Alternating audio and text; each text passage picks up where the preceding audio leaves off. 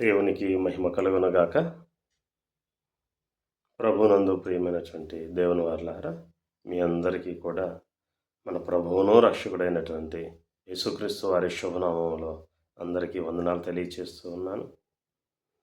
ప్రియమైనటువంటి దేవుని వారలారా,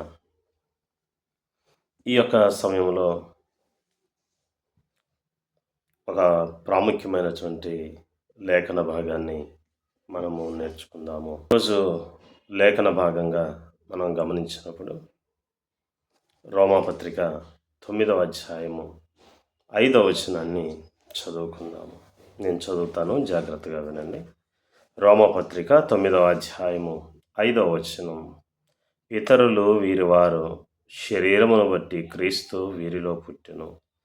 ఈయన సర్వాధికారి అయిన దేవుడై ఉండి నిరంతరము స్తోత్రార్హుడై ఉన్నాడు. ఆమేన్. ప్రియమైనటువంటి దేవుని వారలారా, చదవబడినటువంటి లేఖన భాగాన్ని మనము పరిశీలన చేసినప్పుడు చాలా స్పష్టమైనటువంటి మాటలు రాయబడుతూ ఉన్నాయి. ఈ మాటలు ఎవరి గురించి రాయబడినాయి అంటే యేసుక్రీస్తు వారి గురించి రాయబడినాయి. పితరులు వీరివారు, శరీరమును బట్టి క్రీస్తు వీరిలో పుట్టెను.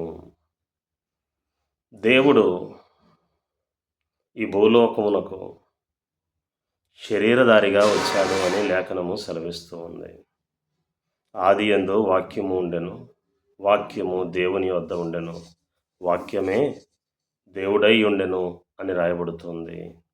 ఆ వాక్యమై ఉన్నటువంటి దేవుడు శరీరధారిగా, కృపాసత్య సంపూర్ణుడిగా మన మధ్య నివసించారు అని లేఖనము స్పష్టముగా తెలియచేస్తూ ఉంది. అయినప్పటికీ కూడా నేటి చివరి దినాలలో, కడవరి దినాలలో అపవాది అనేకులను మోసపరచుటకు యేసు దేవుడు కాదు అని చెప్తూ అనేక మందిని గలిబిలి చేస్తూ వారికి కలిగి ఉన్నటువంటి విశ్వాసము నుంచి వారందరినీ కూడా విశ్వాసము నుంచి తొలగిపోయేలాగా చేస్తూ ఉంది అనేటటువంటి విషయాన్ని మనం గమనించాలి. అందుకే లేఖన భాగం ఏమని చెప్తూ ఉందంటే, మీకు కలిగి ఉన్నదాన్ని గట్టిగా పట్టుకొనుడి అని చెప్తుంది. కాబట్టి నా ప్రియమైనటువంటి దేవుని వారలారా, ఈ రోజున ఉన్నటువంటి భిన్నమైనటువంటి సువార్తలు, భిన్నమైనటువంటి బోధల నుంచి మీరు జాగ్రత్తగా ఉండాలని చెప్పి, మీకు కలిగి ఉన్నటువంటి విశ్వాసము నుంచి మీరు తొలగిపోకుండా ఉండవలేనటువంటి విషయాన్ని మీకు తెలియచేస్తూ ఈ మాటలను మనందరి కొరకు తెలియచేయాలని పరిశుద్ధాత్మ దేవుడు ఆయన ఆశపడుతూ ఉన్నారు. నా ప్రియమైనటువంటి దేవుని వారలారా, లేఖన భాగంలో చూసినట్లయితే పితరులు వీరివారు, శరీరమును బట్టి క్రీస్తు వీరిలో పుట్టెను అని రాయబడి ఉంది. కొంతమంది అంటూ ఉంటారు, దేవుడు శరీర రూపంలోనికి రారండి. నా ప్రియమైనటువంటి దేవుని వారలారా, శరీర రూపంలోనికి ఎందుకు రారు దేవుడు? మనము ఆయన పోలికలో ఉన్నప్పుడు, దేవుని పోలికే మనలో ఉన్నప్పుడు, మనకి శరీరాన్ని ఏర్పాటు చేసినప్పుడు, అదేవిధంగా దేవుడు కూడా శరీరాన్ని కలిగి ఉండాలి కదా. కొంతమంది అంటారు శరీరము నిష్ప్రయోజనం. నిజమే, ఈ లోక సంబంధమైనటువంటి శరీరం అయితే నిష్ప్రయోజనమే, కానీ అది మహిమ సంబంధమైనటువంటి శరీరము అయినప్పుడు అది నిష్ప్రయోజనము కాదు.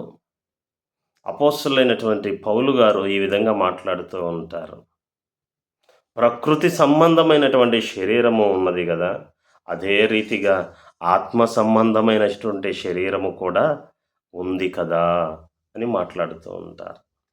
ఈ లోకంలో మనం ఈ లోకాన్ని విడిచిపెట్టినటువంటి సమయంలో ప్రకృతి సంబంధమైనటువంటి శరీరముగా విత్తబడతాము, ఆత్మ సంబంధమైనటువంటి శరీరముతో లేపబడతాము అనేటటువంటి విషయాన్ని ప్రతి ఒక్కరూ గుర్తుంచుకోవాలి.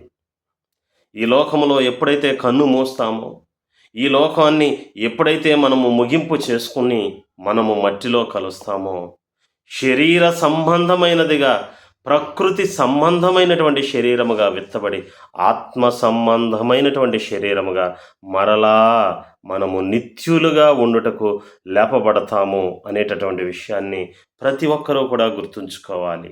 ప్రకృతి సంబంధమైన శరీరము ఉంది, ఆత్మ సంబంధమైనటువంటి శరీరము కూడా ఉంది.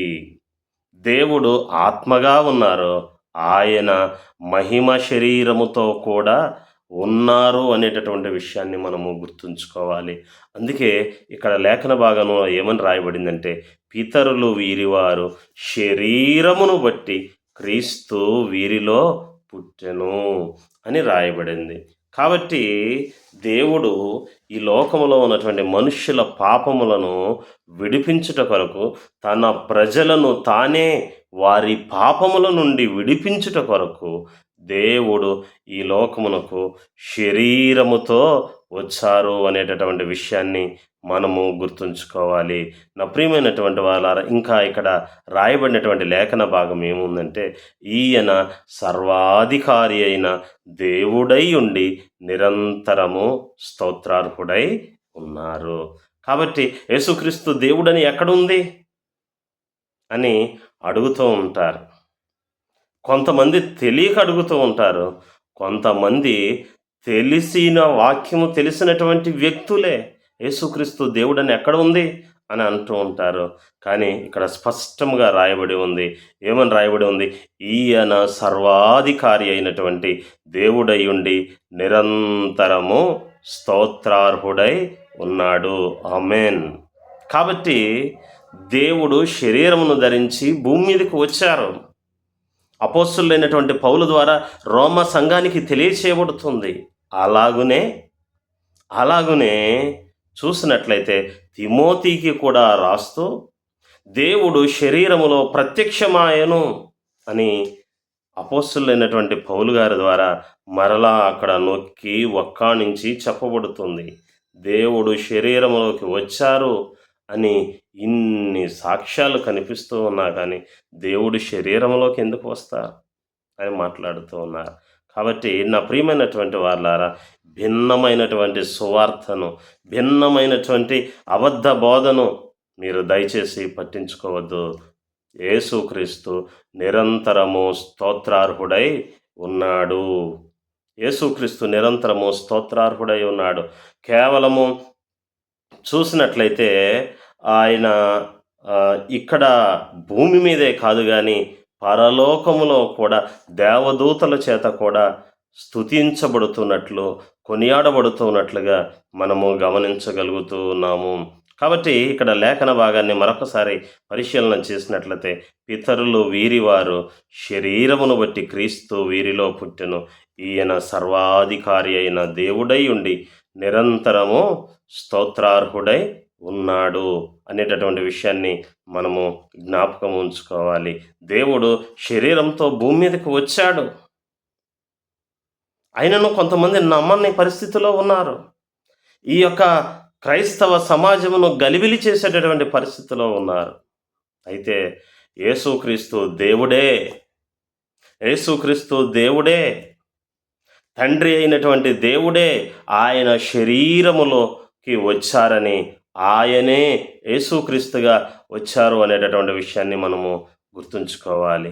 అది ఎలా నిరూపణ చేయగలం అని చెప్పి చూసినట్లయితే కొద్ది లేఖన భాగాన్ని మనము చూద్దాము. జకర్యా గ్రంథము 14వ అధ్యాయము 9వ వచనాన్ని నేను చదువుతున్నాను, జాగ్రత్తగా వినండి. యెహోవా సర్వలోకమునకు రాజై ఉండును, ఆ దినమున యెహోవా ఒక్కడే అనియు ఆయనకు పేరు ఒక్కటే అనియు తెలియబడును. సర్వలోకమునకు రాజు ఎవరు అంటే యెహోవా సర్వలోకమునకు రాజు అని తెలియచేయబడింది. దేవుడు ఒక్కడే అని ఎలా చెప్పబడిందో, ప్రభువు ఒక్కడే అని ఎలా చెప్పబడిందో, అదే రీతిగా రాజు కూడా ఒక్కరే. ఎవరు ఆయన అంటే యెహోవాయే సర్వలోకమునకు రాజై ఉండును అని చెప్పి తెలియచేయబడుతూ ఉంది.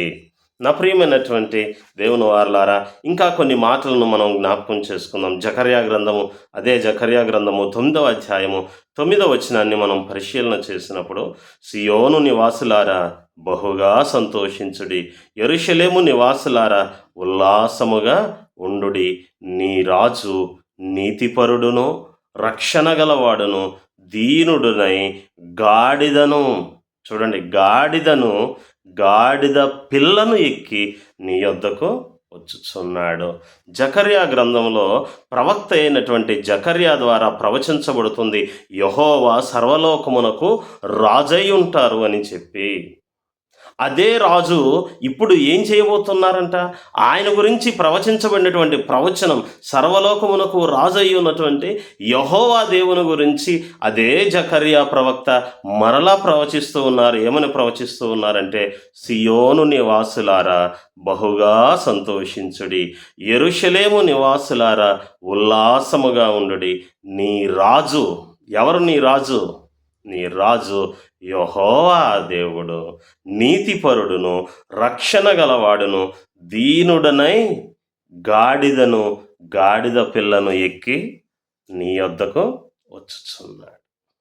చూడండి, యెహోవా దేవుడు మన రాజుగా ఉన్నాడు. ఆయన చూసినట్లయితే గాడిదను, అది కూడా అన్ని గాడిదలు కాదు సుమ, స్పష్టంగా స్పెసిఫిక్గా తెలియచేయబడుతుంది, ప్రత్యేకముగా తెలియచేయబడుతుంది. గాడిదను అలా అని చెప్పి పెద్ద గాడిదలు కాదు సుమ, ఒక గాడిద పిల్లను ఎక్కి వస్తున్నాడు. ఎవరు? యెహోవా దేవుడు గాడిద పిల్లను ఎక్కి వస్తూ ఉన్నాడు. ఎక్కడికి వస్తున్నాడు? నీ దగ్గరకు వస్తున్నాడు అని చెప్పి సియోను నివాసులకు, యెరూషలేము నివాసులకు కొన్ని వందల సంవత్సరాల ముందే ప్రవచించబడింది జకర్యా ద్వారా. ఇది ఎవరిని గురించి చెప్పిన ప్రవచనం? యెహోవా దేవుని గురించి చెప్పబడినటువంటి ప్రవచనం. ఈ ప్రవచనం ఎలా జరిగింది, ఎలా నెరవేర్పు జరిగింది అనే విషయాన్ని మనం గమనించినట్లయితే మత్తయి సువార్త 21వ అధ్యాయము 4-5 వచనాలని మనం చదువుకున్నట్లయితే ఇక్కడ ఈ మాటలు రాయబడి, ప్రవక్త వలన చెప్పబడినది నెరవేరునట్లు ఇది జరిగెను. ఏ ప్రవక్త చెప్పాడు? జకర్యా ప్రవక్త చెప్పారు. ఎవరి గురించి చెప్పారు? యెహోవా దేవుని గురించి చెప్పారు. చదువుదాం. అదేమనగా, ఇదిగో నీ రాజు సాత్వికుడై గాడిదను, భారవాహక పశువు పిల్ల అయిన చిన్న గాడిదను ఎక్కి నీ యొద్దకు వచ్చుచున్నాడని సియోను కుమారితో చెప్పుడి అనున్నది ఈ ప్రవచనం. ఎక్కడ నెరవేరింది? ఎవరి ద్వారా తెలియచేయబడింది? ఇప్పుడు మత్తయి ద్వారా తెలియచేయబడుతుంది. ఏమని తెలియచేయబడుతుందంటే, నీ రాజు సాత్వికుడై గాడిదను, భారవాహిక పశువు పిల్ల అయినటువంటి చిన్న గాడిదను ఎక్కి వస్తాడని జకర్యా ప్రవక్త చెప్పాడు. గుర్తుందా? ఆ గాడిద పిల్ల మీద ఎక్కి వచ్చేది ఎవరు? సర్వలోకమునకు రాజు అయి ఉన్నటువంటి యెహోవా వస్తాడని రాయబడింది. సర్వలోకమునకు రాజు అయినటువంటి యెహోవా చూసినట్లయితే నీతిపరుడును, మన రాజు రక్షణ గలవాడును, దీనుడై గాడిద పిల్లనెక్కి వస్తాడని అప్పుడు జకర్యా ప్రవక్త ద్వారా తెలియజేయబడింది కదా. ఆ ప్రవక్త చెప్పినటువంటి ప్రవచనము నెరవేరునట్లు ఇదిగో ఇప్పుడు ఇలా జరిగింది. ఏం జరిగింది అని మనం చూసినట్లయితే, అక్కడ చూసినట్లయితే కొన్ని వచనాలని మనము చదువుకుందాము. యోహాను సువార్త 12వ అధ్యాయము 13-15 వచనాలు చూసినట్లయితే, సియోను కుమారి భయపడకము, ఇదిగో నీ రాజు గాడిద పిల్ల మీద ఆసీనుడై వచ్చుచున్నాడు అని రాయబడిన ప్రకారము యేసు ఒక చిన్న గాడిదను కనుగొని దాని మీద కూర్చుండెను. దేవునికి స్తోత్రం కలుగునుగాక.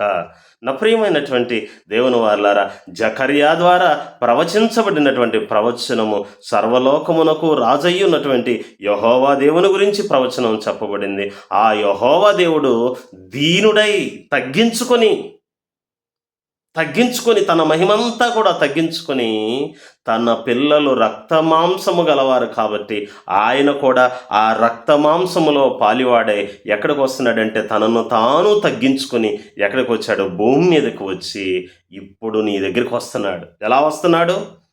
ఒక భారవాహిక గాడిదను, గాడిద అంటే అన్ని గాడిదలు కాదు, గాడిద పిల్లనిక్కొస్తాడు. ఇది స్పష్టమైనటువంటి సూచన. యెహోవా దేవుడే యేసు క్రీస్తుగా ఈ భూమి మీద అవతరించాడు అనడానికి ఒక ప్రత్యేకమైనటువంటి స్పష్టమైనటువంటి సూచనగా దేవుడు తెలియచేస్తున్నారు. నీ రాజు గాడిద పిల్లని ఎక్కొస్తాడు, నువ్వు గుర్తుపట్టాలి. గుర్తుపడుతున్నావా? నీ ప్రభువును గుర్తుపడుతున్నావా? నీ రాజును గుర్తుపడుతున్నావా? నీ రాజు, నీ దేవుడైనటువంటి యెహోవా గాడిద పిల్లనెక్కి రాబోతూ ఉన్నాడు. అప్పుడు చూస్తావు నువ్వు, అప్పుడు నీ ప్రభువును చూస్తావు అని జకర్యా ద్వారా చెప్పబడినటువంటి ప్రవచనము ఇప్పుడు నెరవేరింది. ఎవరి ద్వారా నెరవేరింది?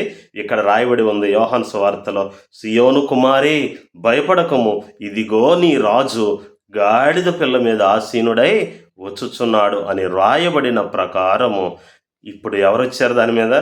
యేసు ఒక చిన్న గాడిదను కనుగొని దాని మీద కూర్చుండెను. మరి యెహోవా దేవుడు కాదు కదా వచ్చింది. ఎవరు వచ్చారు? యేసుక్రీస్తు వారు వచ్చారు. అంటే దాని అర్థము యెహోవా దేవుడే యేసుక్రీస్తుగా ఈ లోకానికి వచ్చారని క్లియర్గా చాలా స్పష్టంగా రాయబడింది. ఇంతగా తెలియచేయబడుతూ ఉన్నా కానీ ఈ యుగ సంబంధమైనటువంటి దేవత కొందరి మనోనేత్రాలకి గ్రుడ్డితనం కలగచేసి ఈ 2 వచనాలని చూడలేకపోతున్నారు, ఈ 2 వచనాలని గ్రహించలేకపోతూ ఉన్నారు, ఈ రెండింటిని కంపారిజన్ చేసుకోలేకపోతూ ఉన్నారు, వాక్య సారాంశాన్ని గ్రహించలేకపోతూ ఉన్నారు. కానీ ఎలా ఉన్నారంటే వీళ్ళ పరిస్థితి ఎలా ఉంది అంటే, ఏనుగును చూడడానికి 4 గుడ్డివాళ్ళు వెళ్ళారంట. ఏనుగును చూడడానికి 4 గుడ్డివాళ్ళు వెళ్ళారంట. ఈ గుడ్డివారు ఏం చూస్తారు? ఏమీ చూడలేరు కదా, వారి కన్నులకు కనిపించదు కదా. ఏనుగుని ఒక ఆయన ఒక తొండం దగ్గర పట్టుకుని, ఏనుగంటే ఎలా ఉంటుంది అంటే ఒక తొండంలాగా ఉంటుంది అన్నాడంట. మరొక గుడ్డివాడు ఏనుగు యొక్క కాళ్ళను పట్టుకొని, ఏనుగంటే తొండంలాగా కాదు, ఏనుగు అంటే ఒక స్తంభంలాగా ఉంటుంది అన్నాడంట. ఇంకొక ఆయన చూసినట్లయితే ఏనుగు శరీరాన్ని పట్టుకొని, ఏనుగు అంటే ఒక పెద్ద కుప్పలాగా ఉంటుంది అన్నాడంట. ఇంకొక ఆయన ఏనుగు తోకను పట్టుకుని అన్నాడంట, ఏనుగంటే ఒక తోకలాగా తాడులాగా ఉంటుంది అన్నాడంట. వారందరూ చెప్పింది అబద్ధం కాదు, నిజమే. కానీ వారు సంపూర్ణముగా గ్రహించలేదు. వారు ఒక్కొక్క భాగమును మాత్రమే పరిశీలించారు, కానీ అన్ని భాగాలను కలిపి సంపూర్ణముగా గ్రహించినప్పుడే ఏనుగు అంటే ఏంటిది అనేది అర్థమవుతుంది. నా ప్రియమైనటువంటి వాళ్ళారా, అర్ధ సత్యాలు మాత్రమే తెలుసుకుంటున్నారు, కానీ పరిపూర్ణమైనటువంటి సత్యమును గ్రహించలేకపోతూ ఉన్నారు. నా ప్రియమైనటువంటి వాళ్ళారా, మీ అందరికీ కూడా చేతులెత్తి నమస్కరిస్తూ ఉన్నాను. ఈ రోజున ఉన్నటువంటి భిన్నమైనటువంటి బోధ, అబద్ధ బోధలు, వారిని వారే పొగుడుకునేటటువంటి బోధల వలన వారు భిన్నమైనటువంటి సువార్తను ప్రకటిస్తూ అనేక మందిని త్రోవ తప్పిస్తూ ఉన్నారు. అనేక మందిని త్రోవ తప్పిస్తూ ఉన్నారు. త్రోవ తప్పిన నక్షత్రాలు ఏమవుతాయి? ఎక్కడో వెళ్ళి రాలి పడిపోతాయి. నా ప్రియమైనటువంటి దేవుని వారలారా, ఈ నా దేవుని మాటలు వింటూ ఉన్నటువంటి నీవు అటువంటి స్థితిలో ఉండకూడదు. 3 దేవుళ్ళు ఎక్కడున్నారు అని అంటారు. మనకి 3 దేవుళ్ళు కాదు, 3 ఒక్కరిగానే ఉన్నారు అనేటటువంటి విషయాన్ని మనం గ్రహించాలి. వారితో గట్టిగా చెప్పాలి. మనకి శరీరం ఎలా ఉందో, మనకి ఆత్మ ఎలా ఉందో, మనకి ప్రాణం ఎలా ఉందో, దేవునిలో కూడా శరీరము ఉంది, మహిమ శరీరము. దేవునిలో కూడా ప్రాణము ఉంది, దేవునిలో కూడా ఆత్మ ఉన్నది. ఈ 3 కలిస్తే దేవుడు, ఈ 3 కలిస్తేనే మనము అని చెప్పి వారికి స్పష్టముగా చెప్పి దేవుడు ఒక్కడే అనేటటువంటి విషయాన్ని వారికి తెలియచేయాలి. నా ప్రియమైనటువంటి దేవుని వారలారా, ప్రవక్త అయినటువంటి జకర్యా ద్వారా తెలియచేయబడుతుంది. ఏమని తెలియజేయబడుతుందంటే, యెహోవా సర్వలోకమునకు రాజై ఉంటాడని. ఆ రాజు ఎలా వస్తాడో నీ దగ్గరికి? ఒక రోజున దీనుడై అంటే తగ్గించుకొని, మహిమను తగ్గించుకొని, ఆయన మహిమను విడిచిపెట్టి ఈ భూమి మీదకి మన వంటి వాడిగా కావలసి వచ్చాను.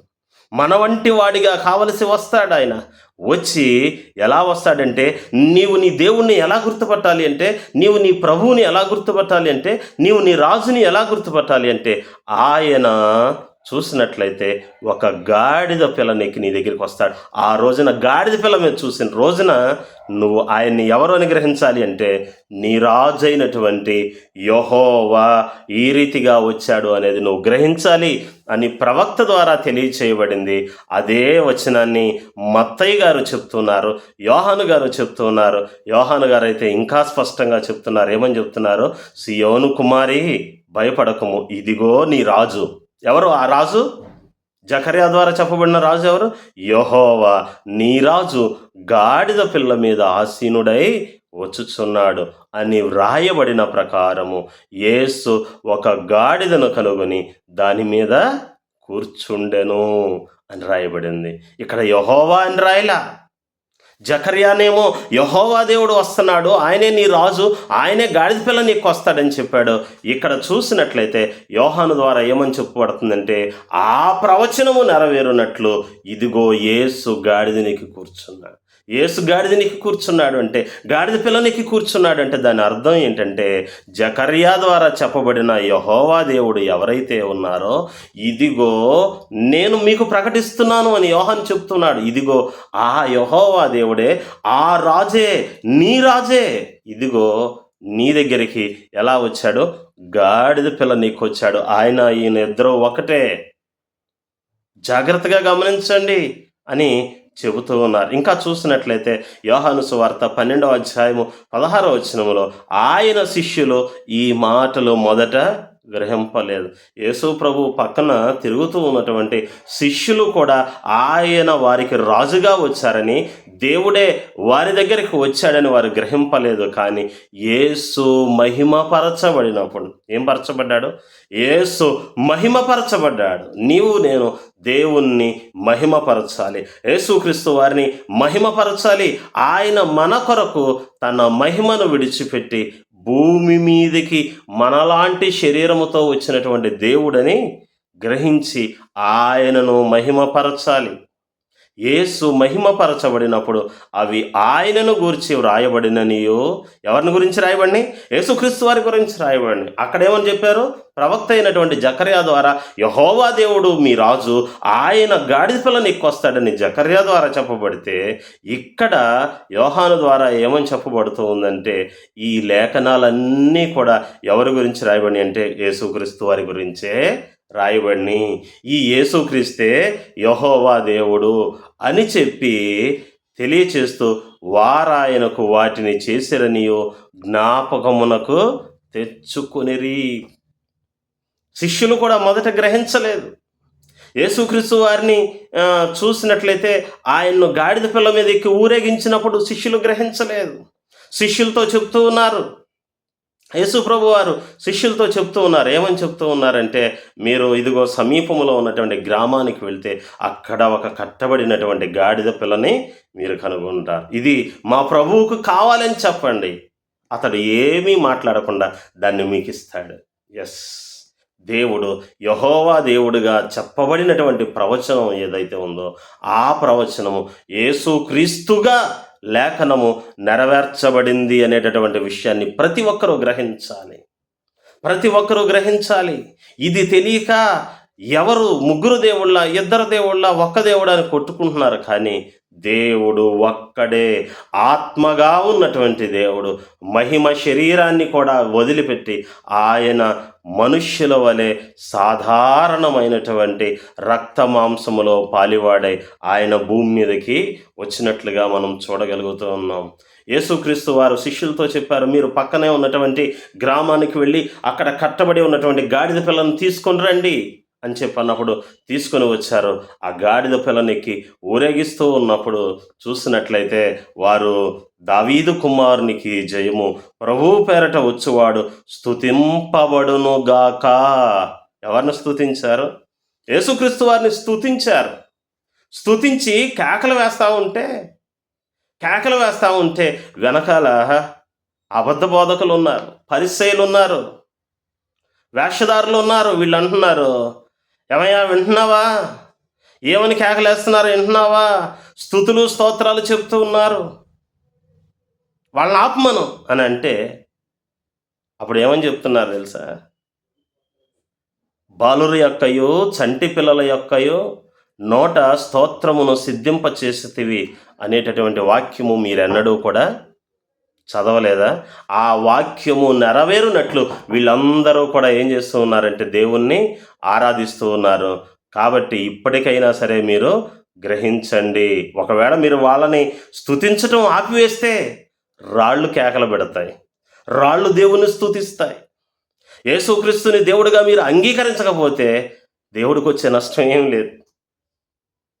రాళ్లతో కూడా దేవుడు కేకలు పెట్టించగలడు. కానీ ఇక్కడ లేఖనము స్పష్టంగా తెలియచేయబడింది. ప్రవక్త అయినటువంటి జకర్యా ద్వారా ఎవరైతే యెహోవా దేవుడు రాజుగా ఆయన గాడిద పిల్ల మీద ఎక్కి వస్తారని ప్రవచనం చెప్పబడిందో అదే ప్రవచనం ఇక్కడ ఎవరి ద్వారా నెరవేర్చబడిందంటే యేసుక్రీస్తుగా నెరవేర్చబడింది. అంటే యెహోవా దేవుడే ఈ లోకమునకు యేసుక్రీస్తుగా వచ్చారనేటటువంటి విషయాన్ని మనము గ్రహించాలి.